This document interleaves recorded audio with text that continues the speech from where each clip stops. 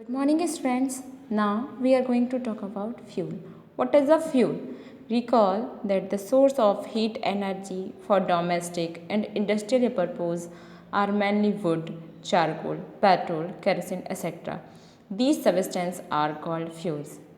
वो सामान जो हीट एनर्जी प्रोड्यूस करते हैं हमारे घर के लिए, इंडस्ट्रीज़ के लिए, बहुत सारे कामों में, जैसे कि लकड़ी, चारकोल, पेट्रोल, केरोसिन एक्सेट्रा, इन्हें ही फ्यूल कहा जाता है।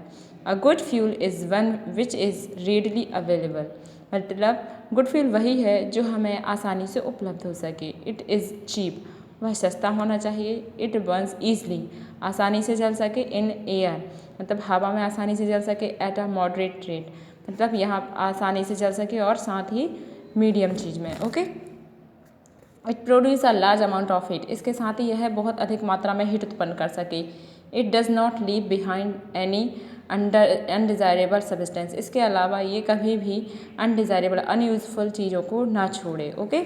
There is probably no fuel that could be considered as an ideal fuel, यहाँ पर कोई भी फ्यूल आइडियल फ्यूल नहीं है। Because we should look for a fuel which fulfills most of the requirements for a particular use, मतलब यहाँ पर जो सारी चीज़ें उपलब्ध होती हैं ज़रूरी नहीं कि वह आइडियल फ्यूल हो, इसके अलावा ही ये सारी रिक्वायरमेंट्स जो यूज़ किए जा रहे हैं फ्यूल के फॉर्म में, ये हर जगह उपलब्ध होने चाहिए। Fuels differ in their cost, इनकी जो कॉस्ट है, इनका जो प्राइस है वो भी अलग अलग होता है। Some fuels are cheaper than other, कुछ बहुत ही ज़्यादा सस्ते होते हैं दूसरे की कंपेयर में। Make a list of fuels similar to you, group them as solid, liquid and gaseous fuels as in table। आप बेटा फ्यूल्स की एक लिस्ट बना लीजिएगा जो घर में यूज़ होते हैं, सॉलिड फॉर्म में, लिक्विड फॉर्म में या फिर गैसियस फॉर्म में। जैसे एलपीजी और सीएनजी गैस के फॉर्म में यूज होते हैं, पेट्रोल डीजल लिक्विड फॉर्म में होते हैं, और वुड जो होता है, काउडक जो होता है, ये सॉलिड फॉर्म में होते हैं। इस तरीके से आप एक लिस्ट बना लेंगे। फ्यूल इफिशियंसी, फ्यूल इफिशियंसी क्या है? Suppose you were asked to boil a given quantity of water using cow dung, coal and LPG as fuel.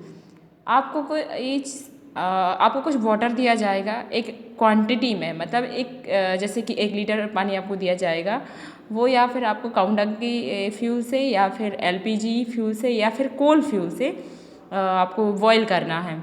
Which fuel wood you prefer, क्या वह पर्याप्त है आपको उतना पानी उबालने के लिए?